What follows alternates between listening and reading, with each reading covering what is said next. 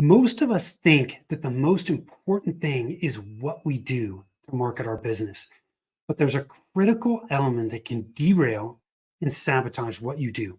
That's what I'm going to share in today's episode.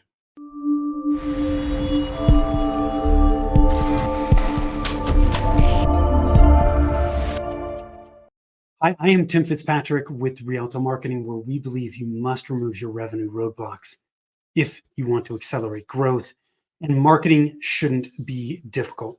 Thanks for tuning in today. So I just touched on this. What you do to market your business is incredibly important. But if you get the marketing steps out of sequence, they're not going to work at all. It completely derails and throws everything out of alignment. And the sequencing of marketing is something that so many people overlook. So I want to give you a simple example here, and then I'll dig a little bit deeper into the sequencing on marketing. But if we think about vacation, okay, when we're planning a vacation, okay, what are the steps that we go through? Okay, we first we choose a destination, then we might set the date for that destination. We book flights and accommodations. We might plan our itinerary, we pack, and then we travel and we enjoy. Let me run through those one more time. We choose our destination, we set dates, we book flights and accommodations, we plan our itinerary, we pack, and then we travel and enjoy the trip. Now, pretty important to go in that sequence, right?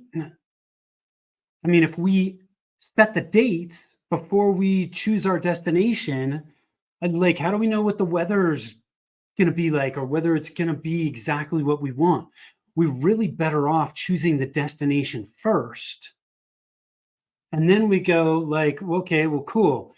I'm going to be going to Colorado skiing. Well, I'm going to Colorado skiing. I'm certainly not going to be doing that during the summer, right? I mean, this seems so obvious, but again, I'm using this example because it's easy for us to understand, right? That's why we need to choose the destination first, then we set the dates. Once we set the dates, well, then we can worry about flights and where we're actually going to stay. But you can't book flights and set accommodations until you know the specific dates you're going to be there, right? So a very simple example here of, man, if we get this stuff out of sequence, it is not going to work well at all. When we look at marketing, this same thing happens all the time. And then people wonder why marketing's not working. Okay. The biggest mistake with sequencing and marketing that I see is people they jump into tactics before actually having a strategy. And the analogy I use for this is when you jump into tactics and into the marketing channels and start taking action, what you're doing is you're picking vehicles, but when you have no strategy, you don't have fuel. So you have vehicles and you have no fuel. Ain't gonna work, right? I mean, we all know that. It's not gonna work. Maybe you can push the car down the road for a certain period of time and you're getting some results, but it's not gonna be effective and it's not gonna work long term. That is the biggest mistake that I see when looking at sequencing with marketing. Now, when you start to dig into the tactics and the steps that you need to take within the tactics, there's sequences there too. But at a high level, the biggest sequencing mistake with marketing is jumping into tactics before strategy. Strategy should always come before tactics, period. Always. That is a big sequencing mistake.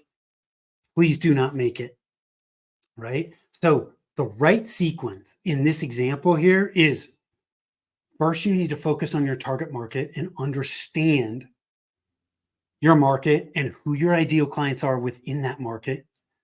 Then you can create a message that's going to attract and engage those people. Then you can look at, what am I going to offer them, right? What are my services? What's the offer that I'm going to make to that market? Then you can start to choose vehicles, marketing vehicles, and jump into the tactics. But if you jump right into the tactics